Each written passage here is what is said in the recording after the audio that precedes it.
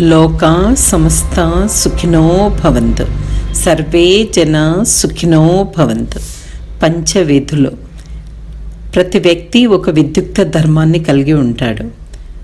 తనకు, కుటుంబానికి, బంధువులకు, దేశ ప్రజలకు మరియు ప్రపంచానికి అతడు బాధ్యత వహించాలి.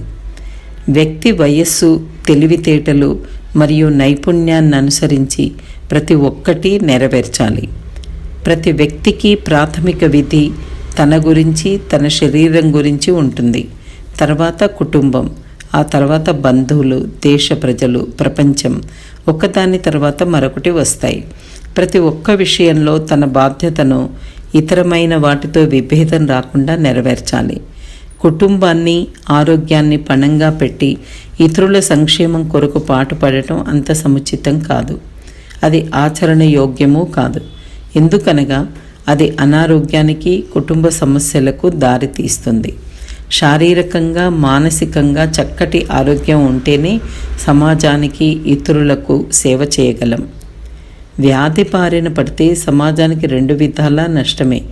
అతని సేవలను కోల్పోవడమే కాకుండా అతనిని జాగ్రత్తగా చూసుకోవాల్సిన బాధ్యత కూడా సమాజం మీద పడుతుంది.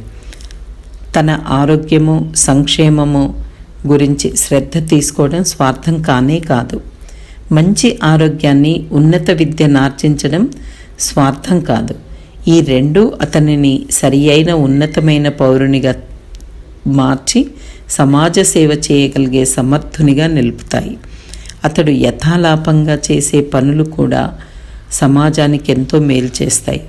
ఇతరులకు సాయం చేయాలని, ఇతరుల బాధలను ఉపశమింప చేయాలనే కోరిక సమాజంలోని నిర్భాగ్యులకు ఎంతో మేలు చేకూరుస్తుంది.